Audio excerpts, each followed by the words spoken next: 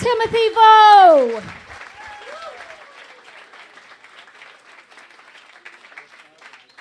Now, didn't I tell you things would get a little wet and sticky? All right, well, I'm so excited for the second half. Let's get started. Please put your hands together for the wonderful Leo.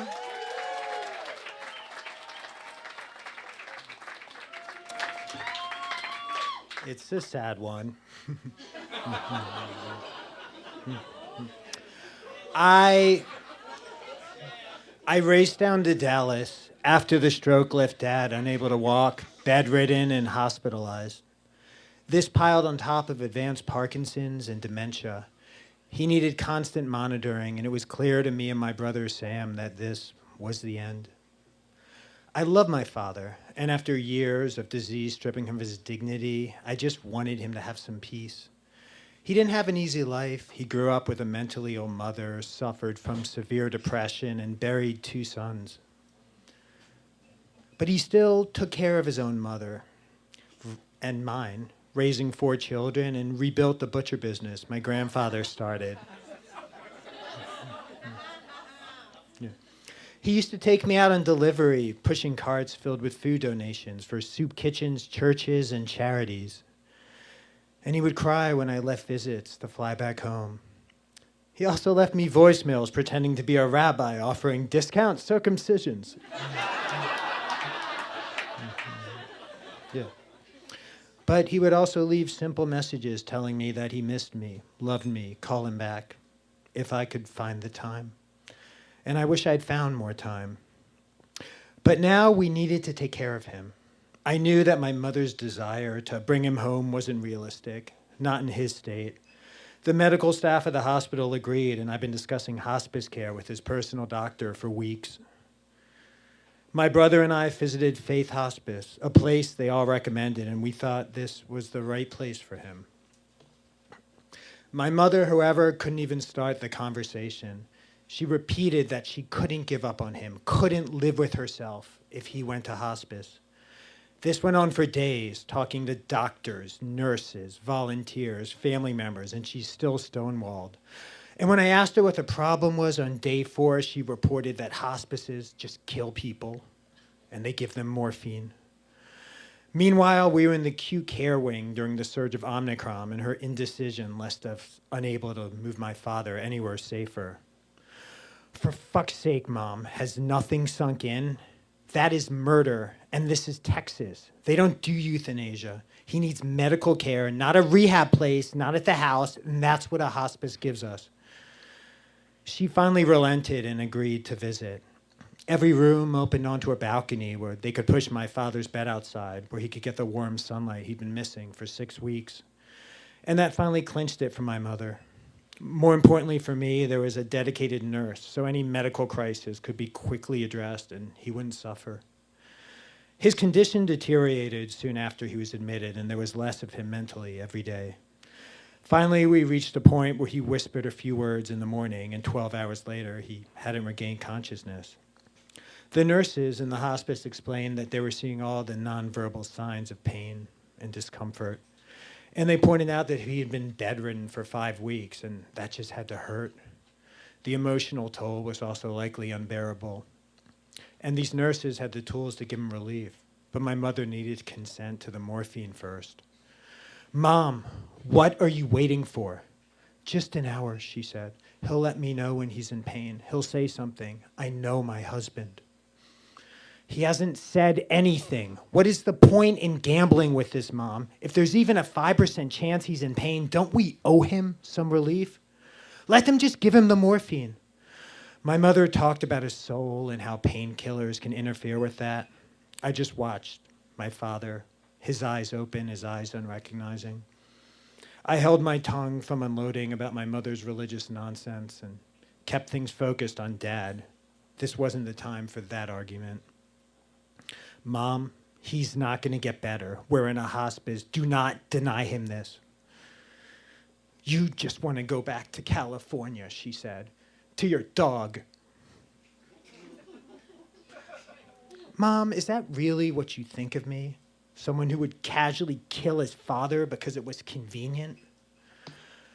I left the room and slammed the door, and I texted my younger brother who'd been pushing morphine for days. Sam's response to me was terse. Why the hell wouldn't she give him morphine? Give him all the drugs. He's dying. What the fuck is she doing? I told Sam to talk to me before going into her room, not to come in hot when he arrived. My mother wasn't going to respond to that. And it turns out what I couldn't do with logic, he ended up accomplishing with emotion. He pleaded with my mother, we owe him this. What would a 40-year-old version of Dad say? Would he say, don't give me painkillers, I want to suffer silently? My mother turned to the nurse and explained that 2 of my brothers were addicts and it destroyed them. The nurse replied that him getting addicted to morphine was the least of our problems.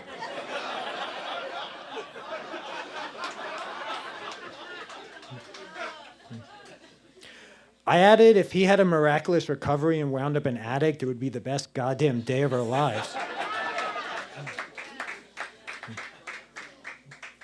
My father lay there. My mother kept saying that she wanted to wait, that she wasn't ready. My brother began to snap and then softened. Mom, this isn't about you.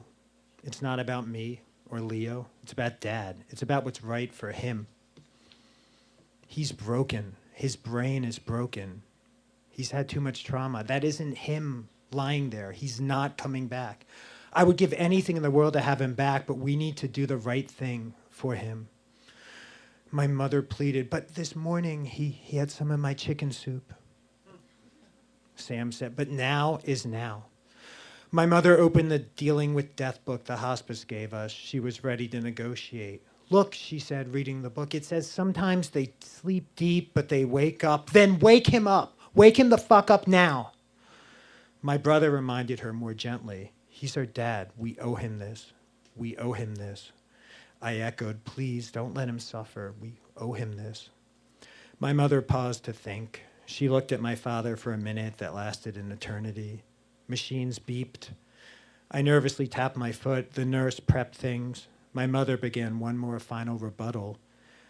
I hear what you're saying, but we could just wait one more hour. For what? To leave him in pain? Finally, she slowly nodded her head, agreeing that we will give him the smallest dose possible, but knowing that it would be the start of the end. That night he moaned in pain. She was up for most of it. They increased the dosage. They added more anxiety drugs, but he was still agitated. Exhausted, she finally told the hospice nurses to just give him whatever he needs. She explained this to me, along with the fact that she hadn't slept that night. I called my brother and we agreed that she needed to leave the hospital. We insisted that she had to go home and sleep a few hours instead of sitting vigil by his bed. Was she going to be hospitalized with exhaustion and miss the funeral? I volunteered to stay with him. My father just lay there, quiet, peaceful. I knew that he was dying, and it was a mercy. I was relieved for him. That was his shell. He was gone. His body was just catching up. I'd been slowly saying goodbye to him for years as Parkinson's snatched pieces of him away, body and then mind. I'd been making my final goodbyes as he faded. In the hospital, he repeated, Leo, Leo, Leo, help me, and just wanted me to hold his hand, feeling the warmth, and he'd be at peace. Sometimes I'd take 2 of his hands. Sometimes I'd hug him and rub his stomach, asking where it hurts. Later, after he ripped out a catheter, I listened to him beg for me to take the protective mitts off his hands. And I just wanted this degradation of him to be finished. I hated what Parkinson's had done to him. We had to hide his keys after disease stole his senses. We put him in diapers like a child. Strange women helped him go to the bathroom and bathe. I'd held him up with all my strength while his legs failed him, staring at his terror-filled eyes. Dad, I won't let you fall. I will never let you fall. And he cried in agony as I contorted his body to help him in the car. I don't want to go on like this. He said, I can't. And all I could think to reply helplessly was, I know, Dad. I've been waiting for this to end. I was ready for it to be over, but the hospice nurses said the actual dying could take weeks. So I sat in his room trying to work while my father laid unresponsive. I wasn't making any progress writing Instagram ads for mommy influencers. So I started to organize things instead. My brother mentioned that we should start taking things home from the hospice, so I put some shirts in a bag. He wouldn't need those anymore. I put some of my mother's outfits away, extra coats we had brought, and I saw the ugly Crocs she had told me to bring to the hospital. My father liked them, and she thought that maybe when we went to the hospice, he would wear them. She kept calling to make sure I didn't forget them. And I put them in the bag thinking, he won't wear these. He'll never wear them. He's not walking out of here. I remembered 2 forever days before when I held his hand and felt him tighten on mine, thinking, this is the last time I will ever hold my father's hand. The very last time. I'll remember this until the day I die, because no one will ever love me like he does, or he did. And I walked over to the bed and I grabbed his hand and I felt nothing back. I knew I wouldn't. And I realized that I haven't even started to say goodbye. So I sat there, bawling into my father's limp hand, and I told him all the things that needed to be said. I confessed secrets and I forgave sins. I remembered and I apologized for forgetting. I held up memories and I mourned them. I watched them flicker away, knowing that they belonged only to me now. And I felt lonely and empty and broken. And I just wanted one more chance to say one more thing. So I begged the universe for just one more moment, asking my father to give me something, a blink, a twitch of his mouth, any sort of perceptible change, while I cried out, Dad, Dad, Dad. And finally, with nothing left to say and my eyes raw, I let go.